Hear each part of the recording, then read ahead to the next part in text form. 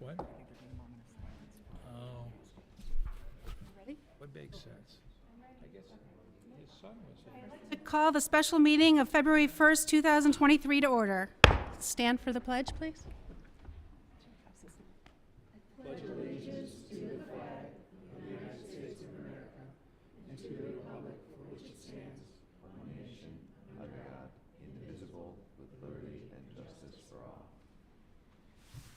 Now you want to call roll? Here. Here. Silver, Here. Harry. Here. Bilski, Here. Herland. Here. Hey, before we move on to the agenda, I'd like to take a moment to honor the memory of lifelong Orange Village resident and longtime Orange Village firefighter and advanced EMT John Prohaska. Mayor, you wanted to speak first? Well,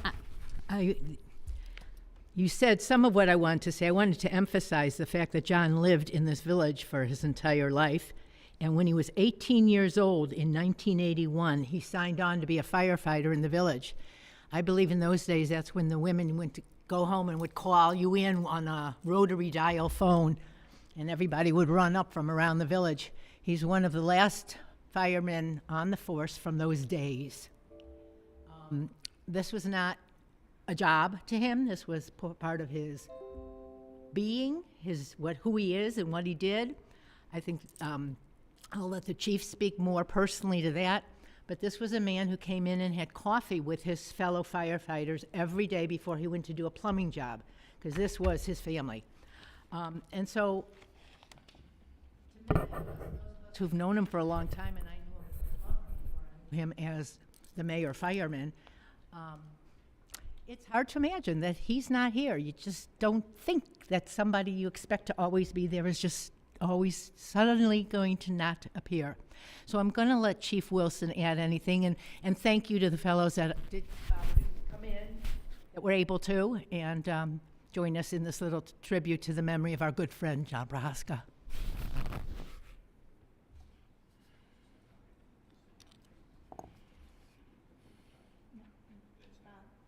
On the bottom, you have to turn it on. I'm sorry. How's that? I'm going to read this, make it easier on me. I'm probably going to reiterate some of the things that both Councilwoman Erland and the mayor have said, so bear with me. This was a tough one for myself and for everybody on the department. When I saw this page come across to John's residence, my heart sank. John was never sick. I don't think I ever remembered him having a cold or anything. John was the first guy I met when I got on this department. John was a groomsman in my wedding. John was a lifelong resident of Orange Village, as the mayor had said, and in fact, he owned several homes in Orange Village. John started on the fire department on November 17th of 1981, which gave him 41 years of service this past November. To sum John up in one word, John was a worker. John ran his commercial plumbing business, in which he worked at 7 days a week. Even with all the plumbing work, John was always at the fire department. Back in the days when the calls were paged out or the ladies would call, John was always the first one there. John, if you know where John's house is, he's 2 houses from the old fire station. So he lived 2 doors down. He would run to the station. He would always get there first. He'd have the truck running, and it would be sitting out there waiting for the rest of the crew to show up. It didn't matter what time of day. John, 3 o'clock in the morning, 4 o'clock in the morning, and then he'd get up, plow your driveway at 6 o'clock in the morning, and then go plumb from 8 o'clock on. That's who John was. John was a worker. Not only was John dedicated to the Orange Village Fire Department, he was also dedicated to his friends, and anytime you had a plumbing problem, John was always there to help. True. John and I had a code, and John was a little technically unsavvy. You had that pager that didn't have a phone or anything with it for years. He knew where every payphone in Cleveland was, and he always had a roll of, went from dimes to quarters on him. He would call you. My code for him, if I had a big problem, was always emergency, emergency, and he would call me right back. If it was a little problem, I would just text him, I need help.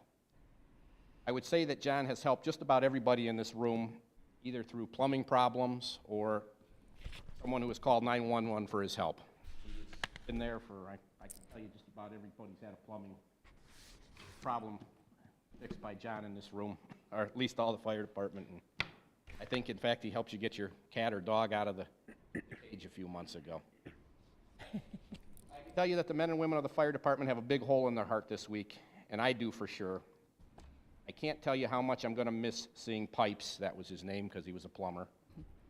Every morning when I walked into the station, sitting at the kitchen table watching the news, drinking coffee and telling stories, John was at the table every morning 7 days a week. To tell you the impact that it's made on so many people, I came into the day room on Tuesday to see John's fire coat, helmet, and a cup of coffee poured for him sitting at his spot at the table. And it's still there right now. I would like to express my thoughts and prayers to his family and his lifelong girlfriend, Heather Bezub, who is also on the fire department. Has been on the fire department since 1992. If there's ever anything the fire department can do for you or your families, you let myself or one of the firemen know and we'll make it happen. The funeral arrangements for John Prohaska are this Saturday at Tabone Funeral Home in Solon. The calling hours are 10 to 12, followed by a service from 12 to 1 at the funeral home, and then there will be a procession from the funeral home to Crown Hill Cemetery for his interment in Twinsburg. Thank you. Have a moment of silence.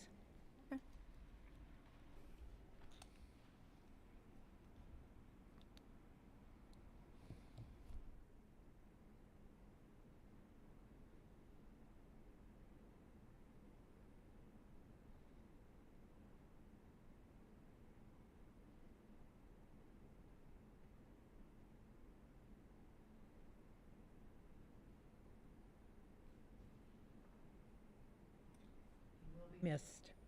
May I add something, please? Before I knew John as a plumber, before I knew John as a firefighter, I knew John as a classmate.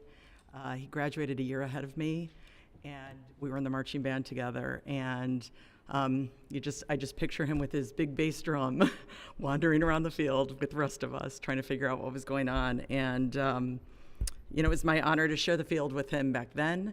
It was an honor to share the field with him when we did our alumni band reunions, when Dr. Kepner was honored a few years ago. When he was, right after he retired, John came back, and we have a wonderful picture that I'll keep with me of the alumni group sitting together in the stands and just enjoying it. And I just wanted to say he'll be missed.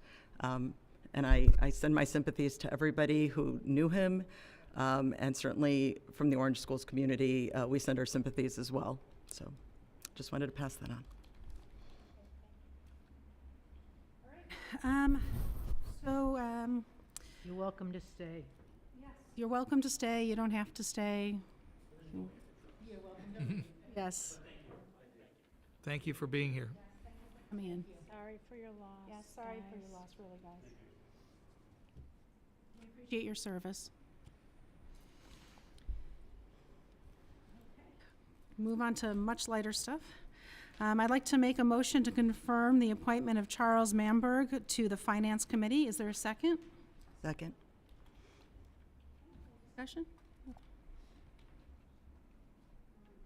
I can just add that Mr. Manborg saw the request for Finance Committee members in our newsletter, and so thank you for adding that, Anna, to the newsletter. And he seems ultimately qualified to be a member of the committee. We're looking for more residents because we're council heavy on that committee. So they'll help balance it out. Also, at your, Anna passed out tonight another resume from Thomas Lowenkamp, who contacted me this week. He's also interested as a resident in joining the committee. So you can look at his resume. We're not voting on him tonight. He's going to the finance meeting next week.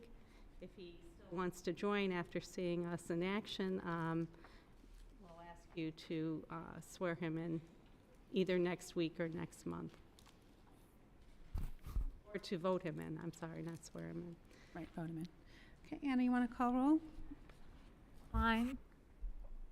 Vincent, Yes. Silver, Yes. Perry, Yes. Bilski, Yes. Kurland. Yes. Okay, I'll make a motion to approve the council minutes of January 11th, 2023. Is there a second? Second. I know as far as corrections, Anna already made a correction to the mayor's comments about the building department. It was $43 million.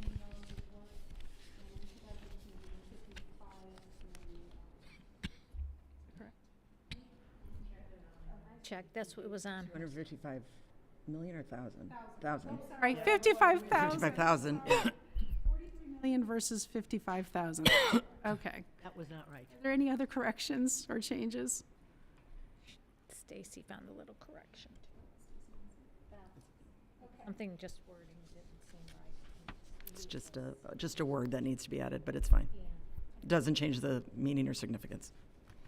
Just a Scrivener's error, you can just tell him. Let's call a roll. Yes. Vincent, Yes. Silver, Yes. Perry, Yes. Bilski, Yes. Kurland. Yes. Okay, I'll make a motion to authorize the purchase of a 2023 Ag Pro John Deere 4052M HD tractor for the price of $38,828.91 minus a trade-in allowance of $13,000 for a final sale price of $25,828.91 through the Sourcewell Cooperative Purchasing Program in accordance with Section 107.01E2 of the Orange Village Codified Ordinances. Do I have a second?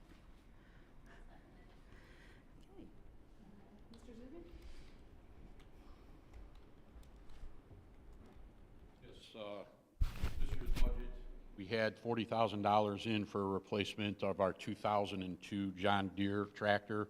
Tractor we use pretty much for all kinds of routine maintenance through the park, pulling the chipper, even some minor snow removal, along with doing the ball diamonds and park maintenance and other items there.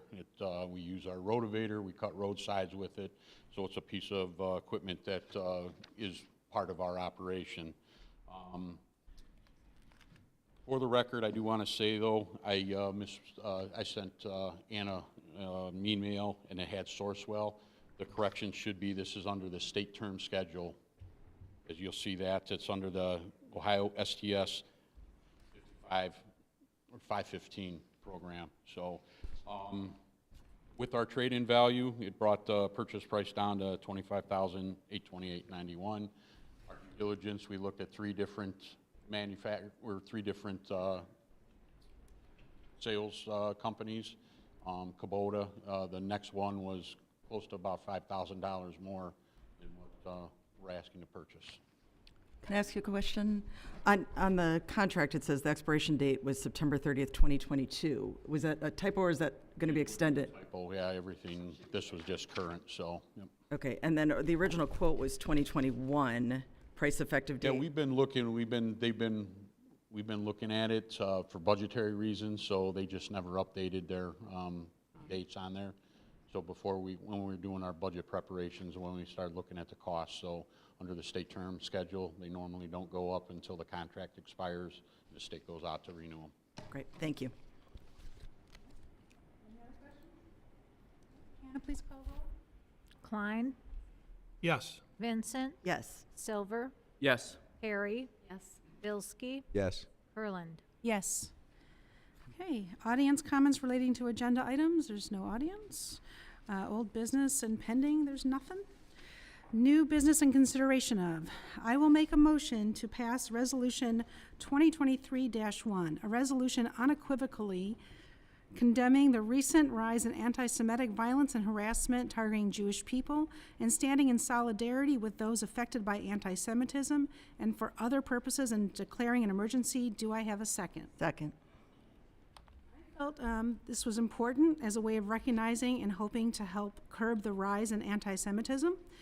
According to FBI data, Jews are the target of more than 60% of religiously motivated hate crimes, despite being only 2% of the U.S. population. Just 2 days ago, a man was arrested in Las Vegas for threatening to shoot up a local synagogue. And unfortunately, there's many more examples, but I'm not going to go through them. I hope my fellow council people feel comfortable passing this resolution. I'd like to add, I'm proud to live in Orange Village, obviously, a community that prides itself in its diversity and being a welcoming, inclusive, belonging place to live. So I join with Amanda and any other colleagues who also support it in condemning anti-Semitism in any form, and hope this resolution will also encourage and inspire other communities as well to follow suit. I might add, Following suit of Bexley, was it? Suit of Bexley. That is correct. And the wording of this is very similar to what Bexley.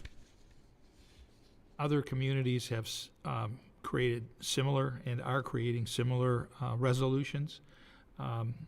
We have in the past recognized the racism as an issue, and certainly this ought to be raised to that same level, if not more so. And I support it fully. Great, thank you. All right, if that's all, Anna, can you call roll? Klein. Vincent. Yes. Silver. Yes. Perry. Bilski. Yes. Kurland. Yes. Okay, audience comments related to matters which advance the good of the village. I see no audience. Comments by the mayor. I'm going to throw in another motion at this time. We have had an ambulance squad, unfortunately, out of service for way too long.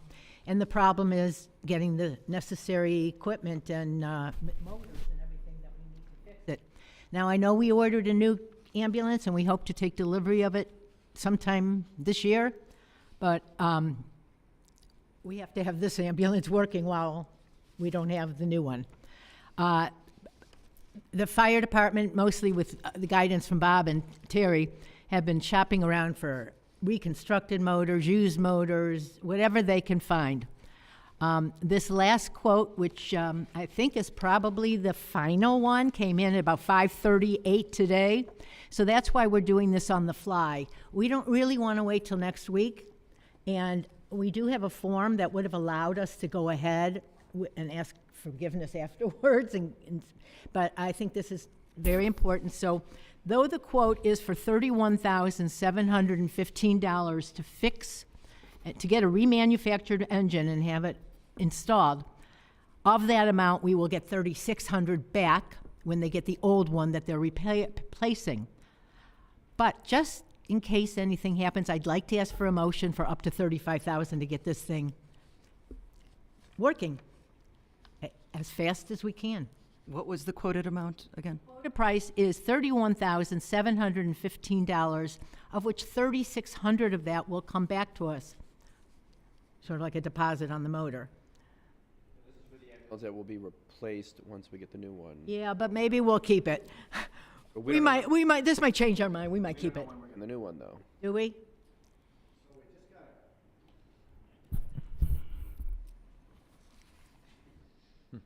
We're getting it from a company called Horton in Columbus, and we were ordering a Dodge chassis. The company ordered 15 Dodge chassis last year and received 0 of them. So Captain Genova, who was just here, he called down there and asked them about switching chassis, and they just got back to him probably about 6 o'clock tonight, and they have a Ford chassis that somebody turned down sitting on their lot, so we could get the truck possibly in June if we'll take the Ford chassis. So he just got the specs, he's got to go through it, and he's got a meeting on Monday with the representative. Was it turned down? Somebody didn't want it. Same price? That he's got to look through the spec.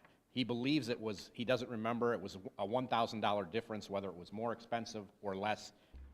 He doesn't remember, so he just got it at 6 o'clock. Did I see you nodding your head pretty enthusiastically when I said we'll probably keep keep this as a backup? Bob and I have talked about it, and the way everything's going now, if something breaks, to try to get an engine. I mean, last year, that squad was down 108 days. Yeah, it was, So, 8 days. 108 days. So- So, can't get parts. You just link up then with another city nearby, borrow somebody? Yeah, we borrow somebody's. we've looked at, I mean, we're exhausting every option we can. Just to keep it short, the squad that we have now, the motor's blown. It's lost compression on 2 of the 6 cylinders. So we've had it at Rush, and that's the same area that had the squad for 108 days. They recently had one of our salt trucks for over 2 weeks. It's another example of, you know, people not, businesses not having the people do the work along with parts and stuff like that. So we've looked at putting in used motors. The problem is used motors, nobody's warrantying anything. And when you come to a rescue squad and you're buying a $6,000 used motor, they put it in, there can be all kinds of things wrong with it. So Rush gave us a quotation, not a quotation, but gave us a verbal, anywhere from $18,000 to $20,000, but that's without even getting into it. You know, that's replacing the cylinders, the liners, and stuff like that. That doesn't mean that the injectors and the valves and all that there. So we ended up taking it over to this other place. Actually, they're the ones that do the towing for the village, for the police department stuff, interstate, and they came down with a hard number. So that has a 2-year warranty on it. All the parts and components have been remanufactured. It's got new, you know, oil pans and alternators and stuff like that. Where the old, you know, to remanufacture or to redo our motor, you're still putting all those other components that are back on there, you know, and it's just, it seems the most logical. We're still going to do our due diligence, but as the mayor explained, we want to have authorization, if we can, to pull the trigger. It's about 10 to 14 days for the motor to come in, and they're looking at about 40 hours is what they're calling for on the job rates to do that. So that's where we're at.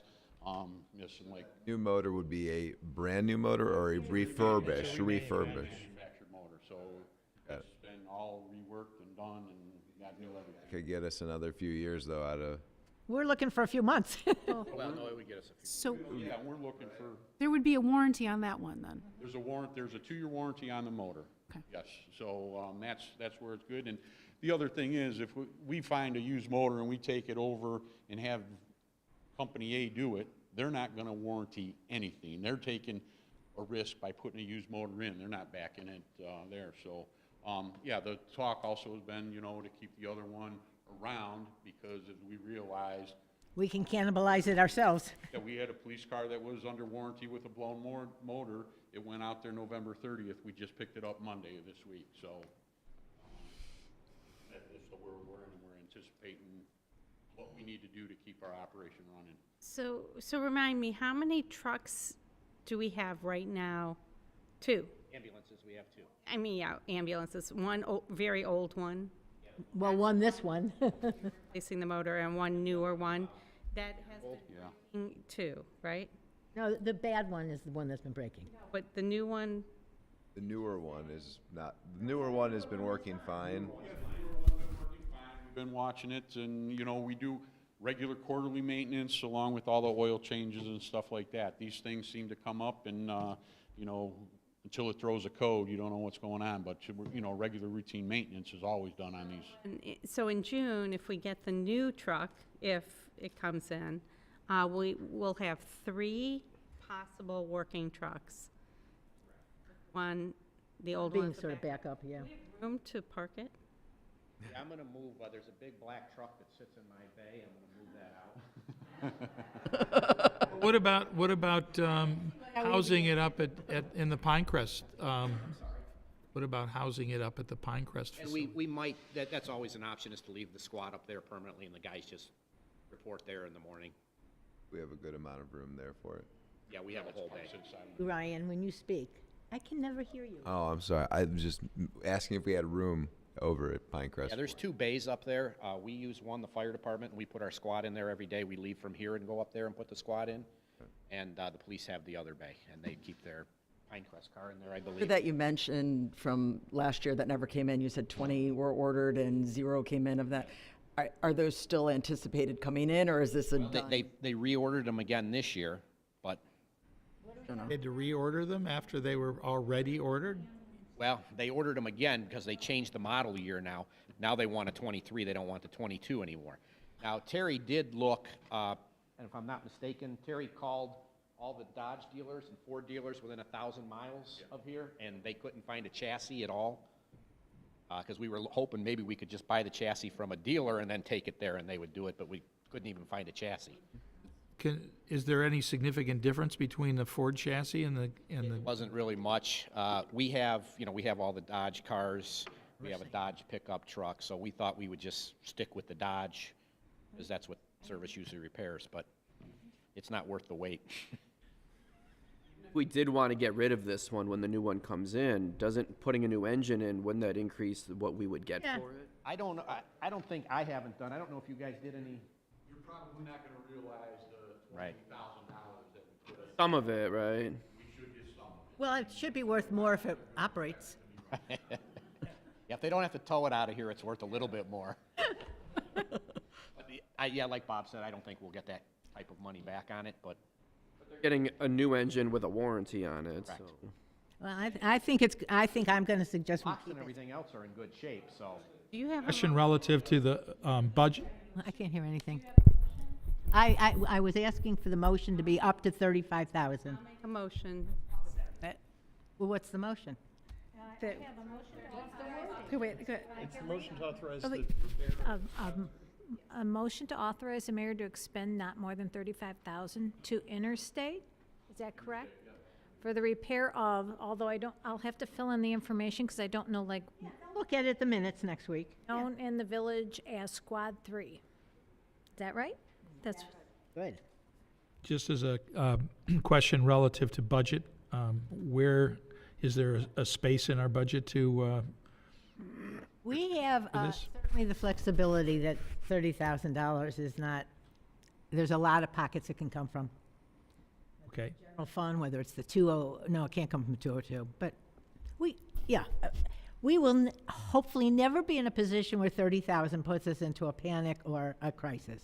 Just want to make sure that we're addressing where it's coming from, that, I have is if we do decide to keep this truck, which sounds to me like that will be my preference, I think we need to go back and look at the motion that authorized the purchase of the new ambulance and make sure it wasn't predicated on the trade-in. In which case, we will then have an adjustment, We'll have to look that. a money adjustment. Anna can so noted. I'm just making a note anyway. motion, any? Did you have more in your mayor's? well, we have to call. Oh, sorry, call roll. Klein, Yes, Vincent, Yes. Silver, Yes. Perry, Yes. Bilski, Yes. Kurland. Yes. And in the category of very good news, after all the really awful and unprecedented incidences that our police department has been experiencing, and I'll say even the fire department, because in each of these instances, they were drawn in and involved and affected. On March 30th, 2022, we had one of our sergeants life-threatening, possibly fatal encounter. And today, January 30th, February 1st, February 1st, 2023, he is back to full duty as of today. oh, great. That's all I have to say. I'll make some comments then. A number of residents told me about people from Ohio Citizen Action coming to their door. And I did speak to Chief Costura about it. And basically, if you have a no trespassing sign or a do not knock sticker, then they're not allowed to come to your door. They do need a permit to sell merchandise, but not to speak with you. They are allowed to be there between the hours of 9 a.m. and 9 p.m. But before everyone runs out and gets a no trespassing sign, please remember that if you have one up, you'll likely miss a chance to speak to one of your neighbors who may just be running for office this year out there. So That was a Decide. terrible change. decide if you want to have that sign. And another note, if you haven't already paid your property tax bill, you're in luck. There's still a few days left to pay. You have to pay it by February 9th to pay without penalty. It would drop off at the Cuyahoga County Administrative Headquarters on East 9th Street, or you can pay online. And the last note I wanted to say is that if you own a Kia or a Hyundai, you should know they're currently popular with thieves, and the Orange Village Police Department has steering wheel locks available for free for residents who come with their registration, so they have one of those vehicles Monday through Friday between 8 a.m. and 4 p.m. to pick up the lock. And that's it. Mrs. Perry? To send my heartfelt condolences to the Prohaska family and to our coworkers who worked with him for so many years.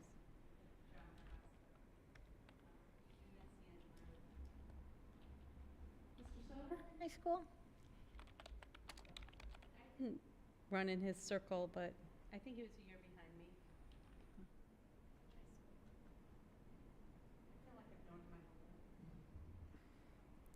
I'm sorry, Mr. Silver? Echo everyone else's comments about John, and that's all that I have. Either way. Okay, Mrs. Vincent. Okay. Hello and happy February to everybody. I do have a lot to go over tonight. I'm with the school report. Some big personnel changes after 10 years at the helm of Moreland Hills Elementary School. Renee Tuttle, who is the principal, has begun her retirement, and I want to send out my congratulations to her. Steve Hardaway has stepped into the principal role beginning today, along with a new interim assistant principal, Denny Thompson, and Stacy Lauro also continues in her role as the other assistant principal there. Brady Middle School has started a Ukraine Culture Club and has designated a sister school there, connecting through Google Meet for the first time this past Tuesday. The club is under the direction of social studies teacher Sam Shadler, along with one of our own Orange Village residents, Alexander Toporovsky, who hails from the Ukraine. I believe I introduced him to many of you this summer at the party in the park. And he continues to collect supplies for those in need in the Ukraine. So if anyone is interested in helping out or just want more information, let me know and I'll put you in touch with Alex. I want to give a shout out to our 2 Orange High School mock trial teams, which are both regionals bound after an outstanding showing at the district contest on Friday. Also, congratulations to our Brady Middle School Power of the Pen teams. Our 8th grade team came in 2nd overall out of 16 teams, which is outstanding. An announcement about which individuals are regional bound will come in the next few weeks. And more happy news, happy Orange Schools news. Some of you may recognize the names Mary Blaylock or her daughter Donna Blaylock Kelsey. Yes, Donna is the mom to not only 1, but 2 competing Super Bowl players. The class of 1970 Orange High School grad will be rooting for both teams on February 12th at the what's now being called the Kelsey Bowl. The Kelsey brothers' grandmother, Mary Blaylock, not only taught at Orange for a number of years, a few decades, but is also an Orange High School graduate. So makes it local and fun. Yeah. The Orange City School District is in the process of creating a strategic plan and is looking for feedback from families and community members. The survey is available online, and I think it's on the Orange Village website as well. We just sent it out in yesterday's e-news, too. Right. Thank you for doing that, and it is available until February 17th. There will also be 2 online focus group meetings on February 7th, one at 11 a.m. and one at 6 p.m. We encourage people to participate in one of those. That link is also available on the website, or will be, and you're encouraged to participate in some way, shape, or form to get your information heard. The new 2022-2023 quality profiles are available and hot off the presses this week. If you have not already received yours in the mail, it'll show up in your mailbox any day now. Anna has been given a stack to pass out to our new families to the district, or anybody who didn't receive one can either contact Anna or can call us at the schools. The school board next meets on Monday night, February 13th at 6 p.m. I have a question, and I know it's early still, but I'm wondering if we're continuing the party in the park or if we're going back to Salute to Orange. Park, June, it's in your calendar that you received, it's June something. You're in charge of entertainment, do you know? It's the 20th. Or Anna. 24th? 24th or July 22nd? Oh, it's in July? Yeah, it's July. June 24th is the community garage sale. That's why. 22nd. Of course, because there's, you know. Brent already has it in his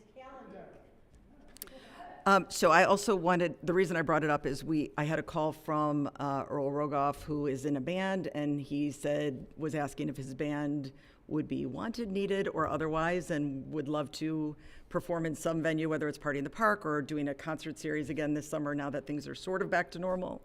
So I just wanted to put that out there and let you know he's available. Send me his information. I will do that. And finally, today is National Girls and Women in Sports Day, a day first declared by President Reagan back in 1987 in recognition of the history of women's athletics. I want to celebrate all girls and women in sports and congratulate all of our local female athletes with a special good luck to our Orange High School girls basketball team taking on West G as we speak. That's my report. Thank you. Mr. Klein. How do you follow that? Thank you very much. As everyone else has, I certainly want to add my condolences to the family of John Prohaska. He was Orange Fire Department to many of us who knew them in the neighborhood. And thank him for all the years of service that he has given to our community. I think my daughter was in the band with his son, so they were. Or doesn't? Oh, maybe it was the brother's son. Younger brother's still in his 50s. Yeah. Well, okay. She seemed to think she remembered him. Not a common name. Yeah. I want to send out a thank you to Sergeant Joyce Sherwood of the Orange Police Department for setting up and inviting all of us on council to participate in the Orange Village BLS training program that was held here at Village Hall a couple weeks ago. It was a very informative and valuable experience for me, although I'm familiar with CPR and many of the life-saving techniques that were taught in the program. I was new to the AED and how you use it, and have had some follow-up conversation with Chief Wilson in regards to some of the equipment that we have here. Joyce did make it known to me that if others wanted to do this in the future, she could set it up again. I would say probably one of the most important things we can learn to do is save a life, and it's knowing what to do when something happens that's important. It's being ready to act when the situation arises, and taking that course just reinforced to me that experience. I grew up and was not only an Eagle Scout, but I was also a water safety instructor and lifeguard, so I learned those things many, many years ago, and I had a refresher course several years ago, but this was much more advanced, and I really appreciate it, and appreciated Sergeant Sherwood in putting it together. Thank you, Chief and Chief, for that program. And there was no planning commission. It's next week, so Yeah, there is. next week is planning commission. Yeah. Yeah. There's no planning commission report this week. That's all I have. Okay. Mr. Bilski. Right. Thank you. Also want to extend my condolences to John's family, and it sounds like he was a pretty integral part of the community for a long, long time. So that's a shame to hear about it, the loss. I also would encourage, as I get ready to add my third and last addition to the Orange Public School System, I would encourage everybody to, take the survey for the schools and share your thoughts and goals and objectives, for the good of improving the school system in the years to come. So that's all. All right, guess that's it. Let's adjourn the special council meeting of February 1st, 2023.